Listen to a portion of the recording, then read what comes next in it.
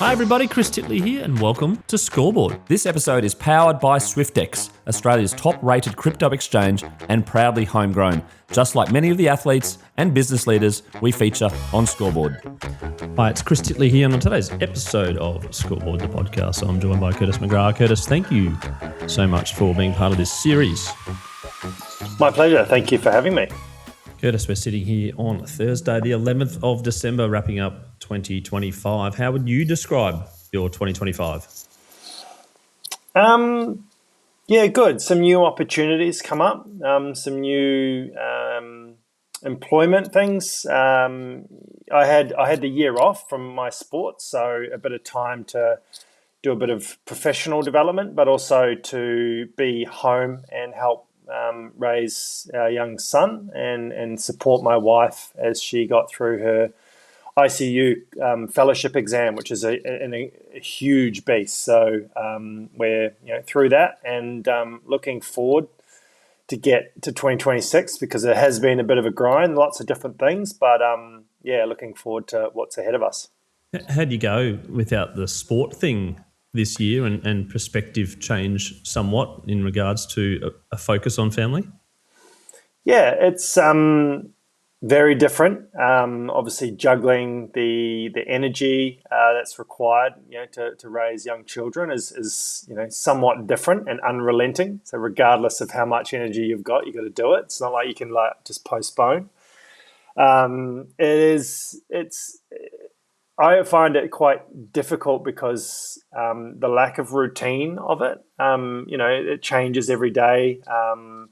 It changes every week and it changes every month, and just the different stages of a child's, especially infancy and getting into a toddler. He's 17 months old or thereabouts, and going on 8 years old, like they just want to do everything and climb everything and eat everything and just to be a part of it all. But there's a lot of character there, and that's cool. But yeah, the lack of routine I think that sport provides is something that has really helped me to get to where I am today. Do you still kind of gamify a few things and sort of make it a little bit half competitive? Look, I'm not a professional, but a competitive person by nature, and I will compare and look at different things that I can do that are different. But also, I really enjoy new experiences. So, the competitiveness might become what's it called, autonomous or subconscious, rather than me sort of actively pursuing to be better or an outcome that I have influence on. So yeah. As a parent of 3 children, I'm curious to know Curtis McGrath's father tips, mate. How would you describe you being a father? Some advice that you can give out there, and what's your style? Well, I can't say I'm a veteran at it. I'm still feeling like I'm new. I think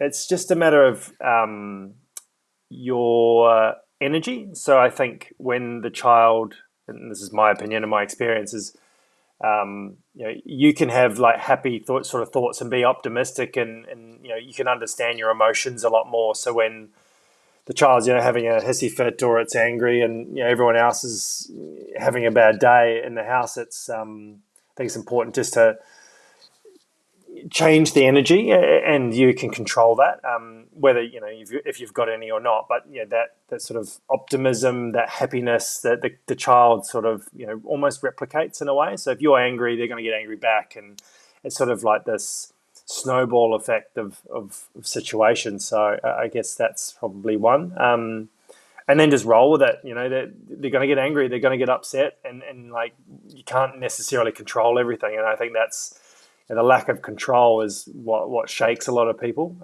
Given going from no children to one, it's and then even more, it gets even more chaotic, as I'm sure it does. So. Yeah, just the lack of control. I reckon it's difficult, but I think the 0 to 1 jump is the hardest, longest, the biggest transition.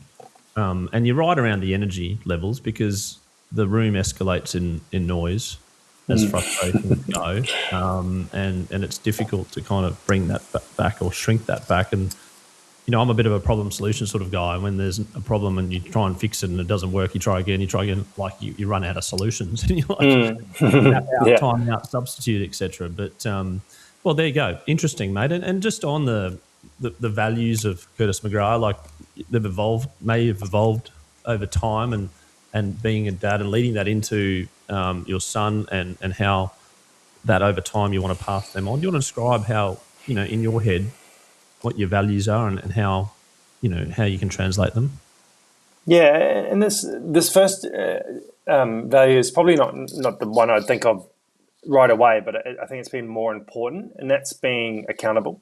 And it's like you are ultimately accountable for almost everything that happens to that child, and then yourself, and then obviously your actions and everything that flows off that. So accountability would be huge. Away from sort of that aspect, I think integrity. I like to be honest and say it, call it. If someone asks me a question, within reason, I can and give them the most truthful answer in that sort of respect. I like the attribute of loyalty. I think committing to something and following through.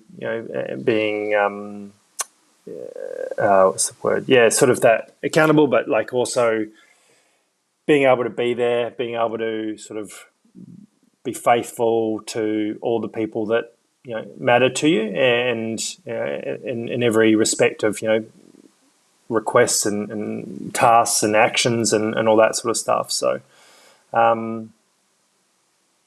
perseverance as well. I think that's another big one that I probably have. Yeah, and then you've had some trauma in your life, and I've listened to some other podcasts, etc., where you've used humour a little bit to kind of get yourself through. How would you describe that and the importance of humour and just being a little bit laid back and having a bit of fun, even though the situation may not warrant fun at all? Yeah, and I think this is something I may have learned in the military, is that it can always get worse, regardless of what you're doing, and even if it is bleak at the moment, it can always get worse. And the unfortunate sort of circumstances of life and society is that there is someone that is always doing it worse, and you have to remember that. And you're also probably not the only person who has ever done this. There will be someone else out there who would have the same emotions, the same sort of support or the same resources in order to get through something if it is pretty bleak. So that humor can sort of hinge off that moment, that realization that it can always get worse, and we can roll with it and be sort of you can do what you need to do and sort of cop it and and get through it and persevere and hopefully out the other side the dark days are over and the good times will roll. And I think it's really important to understand that when we're in those difficult moments, those hard moments, that it makes the good times even better when you get there as well. So you might as well have a bit of fun on the way too. To get there, yeah, no, I agree. And now that you're a dad, have you started looking and Googling dad jokes, or does it come naturally? No, I haven't got that far yet. So he's just learned a few words. So he's not even comprehending what I'm really saying, other than eggs and dog and that sort of thing. So it'll come, I'm sure. There you go.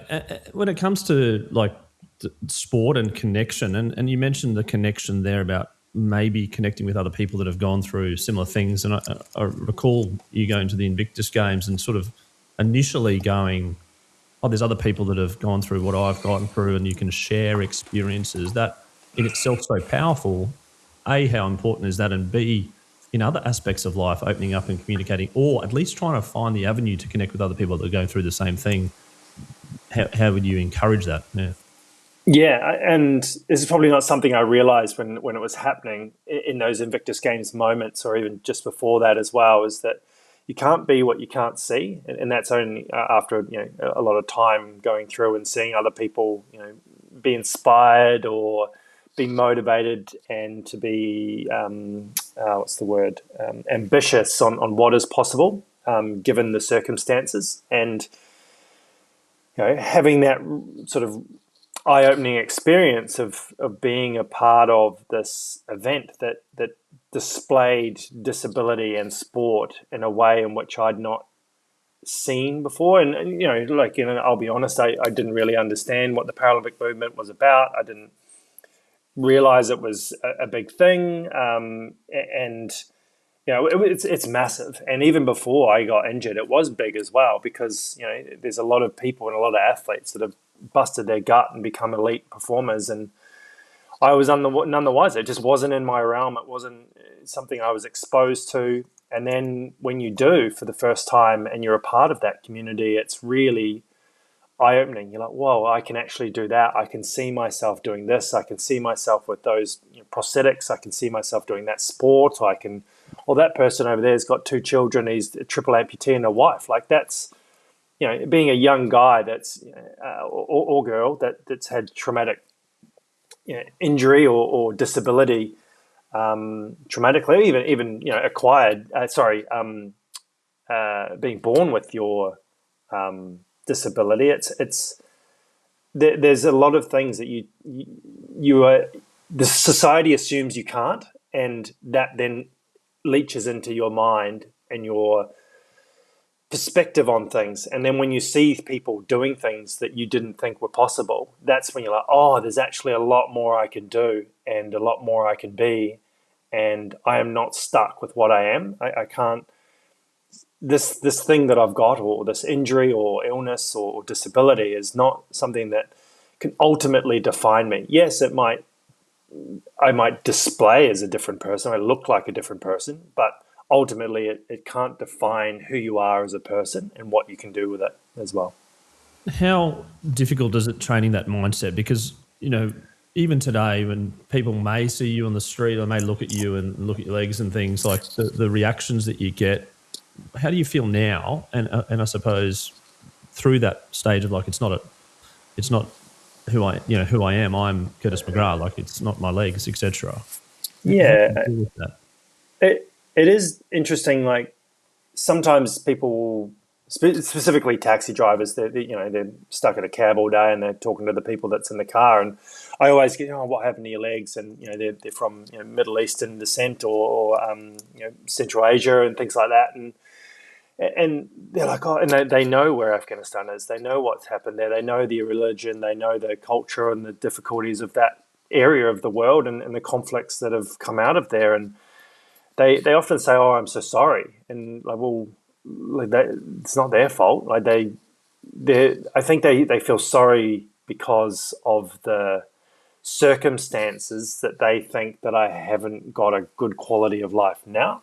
And maybe that's a cultural thing, or where they're from, or how they perceive disability, and that's interesting. And it's only after a long time and maybe a more mature mind that you start to realize that people see it that way. However, initially, it's quite difficult because you got to talk about it. You might not want to. You might have to go into some details. They might ask a question that brings up old emotions or thoughts and feelings from that a darker time. However, they don't know. Most of them don't know who I am, what I've achieved, and who I am, and what I've got in my life, and I'm really content with that. But I should, caveat that with, I've had a heck of a lot of support. I've, been loved and supported, and wife and parents and friends and the military and my sport and sponsors and everyone that's enabled me to get those things and to become the person I am. And you can't necessarily tell that in the taxi ride. You can, I'm sure you can, but if the questions are quite vague and you give sort of vague answers, you're not going to get into the crux of it. So I am a product of the support that I've had, but also part of the values and the person I was before as well. And the spotlight that has come with that and high performance and your successes in sport, like, I'm sensing that maybe you're not overly extroverty, but then also maybe you don't seek fame, but then people who do know who you are, then you're on a stage and you're speaking and people are talking. How have you dealt with that?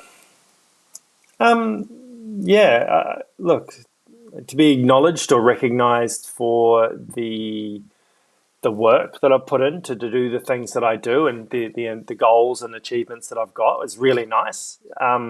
However, most of that recognition and accolades come from the 1% of the effort that I actually put in. So, for example, we train for 4 years and we line up at the Paralympic Games, and they see that race, and that might be it. And there's obviously world championships, and one event a year they might see, and if they follow me closely, they might see a bit more. But the work that goes on behind any elite athlete or any person that's driven in a professional sense is got to grind and work really hard. So when you get the opportunity to share that story of perseverance and discipline and motivation and support and the goals that you set and achieve, it's quite nice. But given that the sort of the acknowledgement of who I am and where I've come from, and I think that's the assumptions that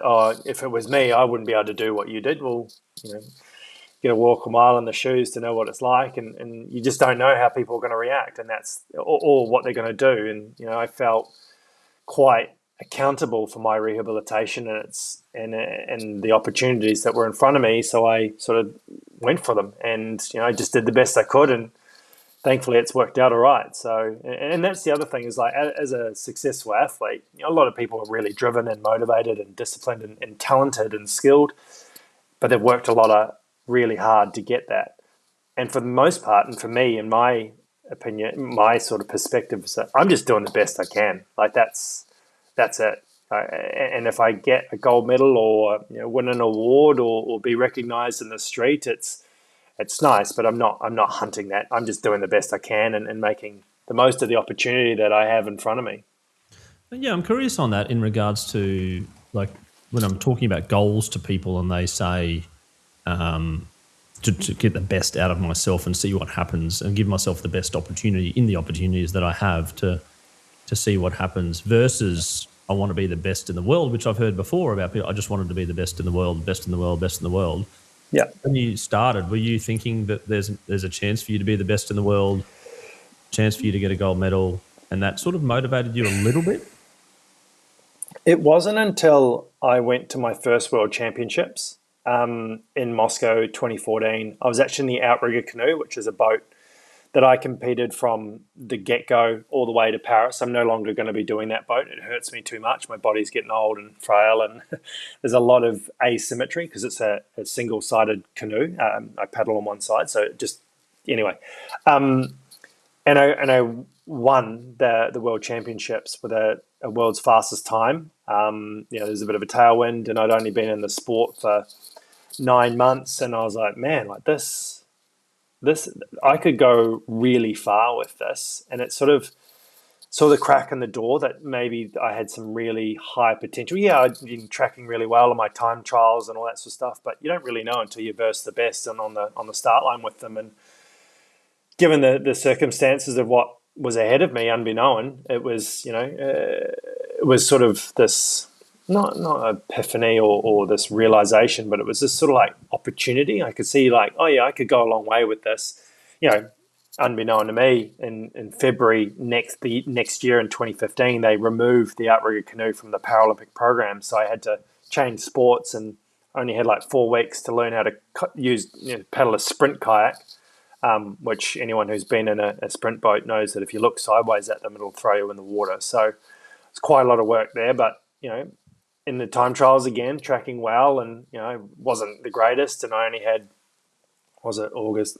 Yeah, only had like 7 months to get up to speed to get Paralympic qualification, and I had a really good support team, and she believed in my potential and my ability, and what I had was a little bit of talent, but I was willing to work for it, and I think that's one of the attributes that ultimately lead to being world's best or successful. Whether that's in yourself or in the event, is the perseverance to keep rocking up, the discipline to just keep going, because we've all heard these words. You just keep going, just one more. Like just perseverance. You'll get there. Just keep trying, and then one that'll happen, and then.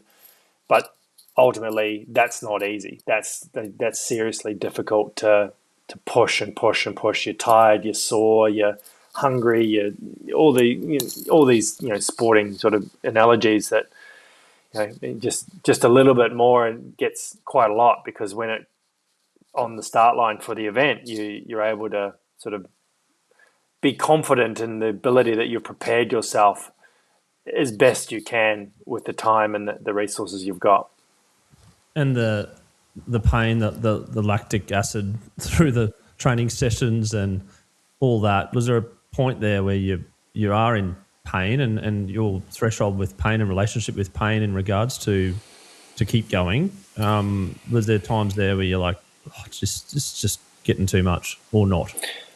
I wouldn't say too much. I think how you process that, or how I process it, is that you break it down into little bite-sized chunks. And I love the analogy: how do you eat an elephant? It's just one bite at a time. We probably shouldn't eat elephants, but it's that sort of that piece. Like today, for example, I did 10 250-meter efforts with resistance, or 8 with resistance, and then 2 without. And by the 4th one, you're knackered because it's hard. And they're on 4-minute efforts, and they take about 1:20 to complete. So you're blowing. You got 2.5 minutes thereabouts to turn around and go again. And when you start looking for the excuse to stop. On my arms sore, my back sore, my hips are sore, I'm full of lactate. That's when like the more you do in that moment, from that moment on, the better you're going to be. And it's because it's changing your mindset, it's changing your physical output, it's changing your training, but also that mindset of just push over that hurdle, get into that zone. And it's really uncomfortable, but I've definitely come to the understanding and the appreciation of being uncomfortable, or being comfortable being uncomfortable. So I realize that this is where you improve. This is how you improve. And I don't look at the big picture too much. As I'm getting older and looking towards the cycle that I'm in, getting towards LA, I start to look at the big picture a bit more. I'm like, oh man, like I've got 2.5 years of this, and this is going to be a bit of a grind, and waking up early. And I have been training a lot earlier because I've got a little one at home, and I need to get him to daycare. And mum's an ICU doctor, and we have some help, but it's one of those things that you got to try and be there as well. So it's hard, but this, as I said at the beginning, is that when you succeed going through the hard stuff, it's so much sweeter, and it's so much more. It's just you appreciate what you've done and what you've achieved when it's hard. Do you realise that improvement? And when do you realise that improvement? I suppose in putting you through that pain point, and maybe, do you, like, I'm just curious around, do you sleep better? Do you feel better after doing a really rigorous kind of routine session? And when do you realise that actually that work's starting to pay off? I think when you finish the session and you're like hosing down the boat, and the coach is like, that was really good. Even though it might be just a little throwaway comment to make you feel good, which most of the time it's not, absolutely, but it might be. And then you start to, the skepticism inside that might be like, oh, she's trying to make me feel better. But that realization, I did that session and I completed it to the best of my ability. And you've got to realize that, most of the time we're not going out there to be shit athletes or bad athletes, or to do the exercise wrong. We're trying to do it as best as we can, and it hurts. And when you get through it and done it or do it, you can be quite satisfied that you've done what you could to execute it well. There's always moments, especially when you're starting a cycle or starting the season after a break. You're like, man, I've got a lot of work to do to get fit, to get strong, and I have to use a lot of my body that I have left in order to produce the power and speed that an able-bodied doesn't have to rely on. Well, if they did, they would go gangbusters and go fast as possible. However, they've got a little bit more that they can rely on to produce the speed and power that's required for the session, so i.e. their legs, because people think that paddling is an upper body sport. Yes, you could say that. However, if you don't have legs, you're not able to connect the power from your arms into the boat. So you push the boat through. So think about it sitting like on a skateboard that's on concrete and you've got a stick. So when you push the stick onto the concrete, you're sort of driving your hips and your body forward on the skateboard. And that ability to push all that rotational power from your body and your arms, particularly your back, is where it comes from. So when you get off the water, you're like, oh, that feels good. And yeah, I'm way more tired than what other people might be, but at the same time, like, I have achieved that, and it's the little wins, the little bite-sized pieces to get better is how it works for me. That's anyway. awesome. And then the muscles and recovery is obviously very important as well in terms of finding muscles that you've never found before, I suppose, and really refining them. Yeah. Obviously, when you get really comfortable, as I said, be comfortable being uncomfortable. And before, like when you start to get quite strong and feel comfortable, up the weight or change the angle. Instead of using a barbell, use a dumbbell, or put some resistance on the boat to really feel the connection. It slows you down and your stroke down, but it really, really feel the power of the work you put in the gym. Obviously doing sprint sessions, so really short, sharp or start sessions over, an endurance session to get your endurance up, or long sessions. Rather do like a 50-meter effort, you're doing 8-minute efforts. So a 50-meter effort will be over in 10 seconds, and an 8-minute effort, you're doing close to 2Ks. So maybe not that far for me, but the overboards will definitely be able to do that. So that sort of difference in training changes, different aspects of your body and gives that other part of your body a rest, and then you're able to work on that one. So it's always changing. But yeah, then again, recovery is obviously probably we spend more time recovering than we do working. So eating and hydration. I live in southeast Queensland. It's bloody hot at the moment, and it was really hot this morning. I've got a big bottle here full of electrolytes, and I'll be probably drinking 2 more of them today. So it's just you got to hydrate really well. Get in bed early if you can. My son is going through a bit of a teething episode at the moment, so that's a bit of fun at home. But I'm not alone. And by the way, yeah. And if it's not one thing, it's another. There might be a bat outside that's causing a ruckus, that sort of thing. So sleep's obviously really important. Then we've got ice baths and nutrition, and there's so many different elements of recovery now that it's we have recovery specialists within our program that focus on thermoregulation and hot cold baths and spas and compression and different nutrition protocols and supplements and things like that. So it's a big beast, and there's a lot more science in sport than just putting a paddle in the water and pulling on it hard.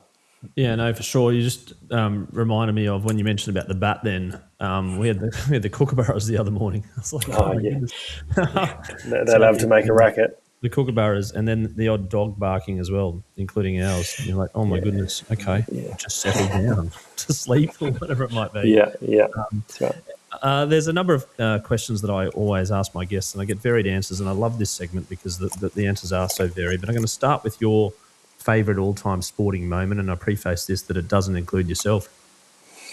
Yeah, and those of listeners and yourself who know where I was born. I was born in New Zealand, so you can't really grow up there without following the All Blacks, and that's followed me over the ditch.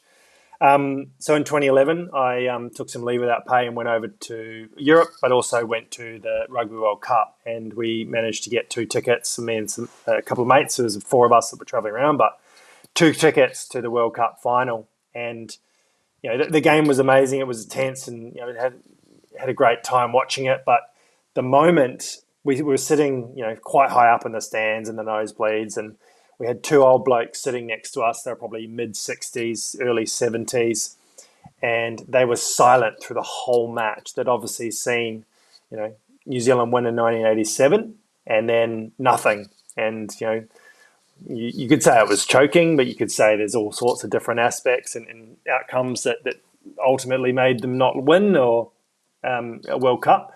And there's a documentary about the weight of a nation, and I could see it happen in real time. And when the final whistle went, I had like a tray full of beers in my left hand and a full one in my right hand, and they just erupted, knocked the beers out of my hand, and like just beer went everywhere, and they were hugging us and crying. It was a pretty special moment, and I think that would be my favourite moment outside my sport. Oh, two things on that. I think 8-7 was the score. I know that because I listened to the Gilbert and Knocker podcast recently, that the launch of his book and the High Performance podcast, and talked about 07 and then talked about 11. And the other thing is, I want to talk on the Aussie New Zealand connection with you. Like you compete for Australia, born in New Zealand. You get this question a lot, but people sort of compare you to Neil Finn from Crowded House. No, more like a far Russell Crowe type. Yeah, just no. It was actually a tough decision. I actually went over to New Zealand and tried to compete for New Zealand. I trialled in their canoe team, and they were like, yeah, we want you. It'll be really good. Except you have to move to New Zealand. And I was like, look, I can't do that. I'm still in the Australian Army. My support is all in Australia. My parents are in Australia. I still had a fair bit of rehabilitation to finish off. And I just needed to, I needed to be in Australia. And they said, well, you're going to have to pay for your own coach then. And I was like, oh, that's going to be difficult. I'll see what I can figure out. They pointed me in the direction of the Australian Paracanoe coach. Her name was Anna Wood. That is my coach, Andrew Wood, at the time. And and so I went and had a chat to her and started training. A couple months went by, and I was like, oh, look, like I can't see this working any other way than me being, or I can't see myself achieving what I wanted to do any other way than being in the green and gold. And it took me a little while to sort of come to that realization, but it's not a decision that I regret at all. So that whole process was one of those things that, you grow up and watching the All Blacks, watching the Silver Ferns and the America's Cup and everything else that, a bit of cricket that we're not great at, but haven't been too bad. All that sort of stuff. You start to, the rivalry between New Zealand and Australia is still current, and it's pretty good. So, Well, just to be fair with the cricket, they've just had a couple of moments in the finals which have just kind of not gone their way, like a run out here or whatever it might be, and they're a fraction away from being the best team in the world, right? Yeah, that's right. But ebbs and flows, and teams get better and worse, and England could be great next year. So with there's still the 3 Ashes, to go. that's right. Now we've got a sponsor, a couple of sponsors here in Scoreboard. One is SwiftX, which is Australia's most trusted cryptocurrency platform with over 1.2 million users in Australia and New Zealand. As part of their sponsorship, we do a little segment called the Bucket List, which is a sporting event that you haven't been participated or as a spectator in live that you'd love to eventually go to. Oh, I reckon there'd be probably 2, if I can name 2, maybe three. But the first, I think, would be like Monaco Grand Prix, like right down on, like over the pits type thing. Corporate box would be, the full shebang. Or the chopper or the go nuts. That'd be epic. The other one would be Super Bowl. I think that would be a great spectacle to be a part of and to go to that.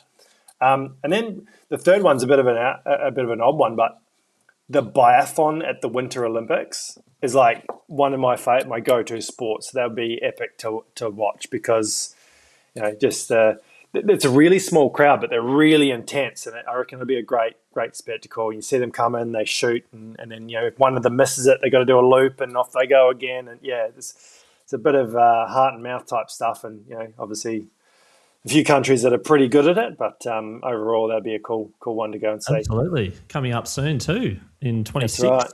The Winter Olympics, and maybe next month. SwiftX's campaign is where can crypto take you? Maybe crypto could take you to all those 3 places. Oh, wow. And Curtis, we also have a sponsor in PocketSmith. PocketSmith is the personal finance app for the household CFO, the one keeping the budget in check, paying the bills, and kicking goals. Over 80,000 Aussies use Pocketsmith to track their spending, see their net worth, and plan ahead. A bit of a New Zealand Aussie combo there. Curtis, I'm curious, are you the CFO in your household? Do you budget? I would say yes to the CFO situation. However, I'm not a budgeter. Sort of see it come in, move it across to where I need to, and hopefully that'll do. My accountant, if he listens to this, is like, ugh! But at the same time, it's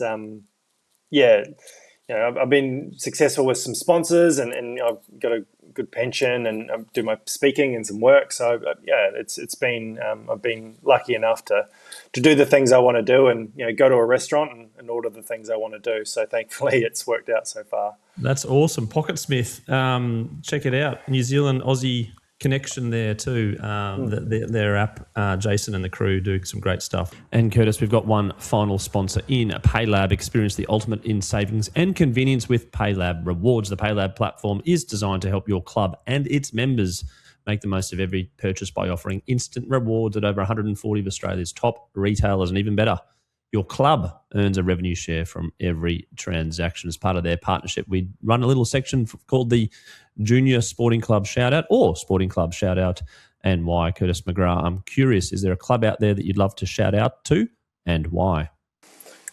I think my first memories of playing team sport are really fond ones, and that was with the Nomads Football Club in Christchurch, playing soccer. And because I think team sport, especially for children, teaches you so much, about losing or discipline, winning, skills, teamwork, communication. Like, there's so many really important things that we can learn from, particularly team sports. Not to mention that individual sports can't do that as well, because how you train is generally in a squad. And then, more recently is probably the Varsity Lakes Paddlers Club, given what they've helped me achieve and where I sort of started from and trained from. So, so Varsity's on the Gold Coast, but those two are probably up there. Excellent. Hopefully they have Instagram accounts and we can tag them in our podcast. They do. Who knows? Not sure about the soccer club. I'm sure they do. But they're on Facebook. On Facebook then. Google. Old school. Yes. Facebook and Instagram are owned by the same company anyway. But a couple of final questions. One is your scoreboard moment, which is a moment in your life that is quite visual to you and it means a lot to you. But then from that moment, life changed? Yeah. I think it would be when I trialled in New Zealand in the kayak. So in my sport, we use Paracanoes, which are about 50 centimetres wide. And then the Olympic version is a sprint K1, and they are 38 centimetres wide. And during that trial in New Zealand, I was put in a sprint kayak. And so obviously way tippier. There's no sort of support there at all. It's really tippy. It was in the middle of July in Christchurch, so freezing cold, and there's a lot of motivation not to fall in. But I didn't fall in. So I was like, I can actually do this sport, which was sort of that moment where this might be the sport for me. And then going back from then, we went to, still in New Zealand, in year 10, we go on a camp up in Branches Station, which is up over the back of Coronet Peak, if anyone knows where that is in Queenstown. And there was the first moment that I got to try whitewater kayaking. And that's where sort of the seed was planted for my journey, really, in order to pick a sport and to enjoy to be on the water and all that sort of stuff. So, yeah. What a great moment and reflection on that too. A little bit of memory lane and reminiscing about all the pieces coming together. That's why I love asking that question and around sliding. Sometimes it's a sliding doors moment too when you meet someone or a coach or whatever it might be. One final question. Sports obviously brought a lot of connection to you, and family perspective now is very, very strong. What's one thing that you love doing outside of sport and family that not many people might know about? You speak a language? No. You're a master chef? No, I don't mind cooking. Cooking's pretty fun. I find a lot of joy in producing a meal for people, and for whoever it may be. That's quite cool. I don't mind a nice glass of wine, so a little bit of a hobby wine Are you a connoisseur, you snob? could say. No, I wouldn't say a snob. I'd happily drink a $10 bottle of Plonk. What's your favourite bottle of wine then? We went to this restaurant the other day, and it had this wine. Actually, getting some delivered. I think it's on its way today, which is pretty exciting. It was a Tempranillo. Tempranillo, as people say. Yeah, Tempranillo. Yeah. Anyway, it was really good, and it was. I quite like a deep red with a bit of dark currant fruits and black fruits in it. So yeah, that's probably where I'd go to. A Cab Sav. Yeah, Cab Savs. Yeah, for sure. Tuna Warriors. Yeah. Like an earthy, Claren Vale and it. Sort of like, what I call like the tar highway type. You can taste the tar, but a Cab Sav. What about a Shiraz? Yeah, a little bit dry. I think Shiraz, you got to drink it with food for me, but that's how I consume it. Don't mind a good Chardonnay too, a big bold buttery Chardonnay. Oh yeah, a couple from New Zealand you like? Canterbury actually make really good Chardonnay. Very small batch, but it's really good. But yeah, Amersfield also do a really great rich Pinot Noir, which is always good. So all right, one final Central question back to that. When you've got a good bottle of wine and you're sharing it with friends, if you want to share it with friends, that is. Do you decant it? Depends on the age for me, because obviously the older and if it's got a cork, it'll have a little bit of sediment in it, and that allows you to not put the sediment in the part you're going to serve. So, and obviously breathing it, pour it early, all that sort of thing. Yeah.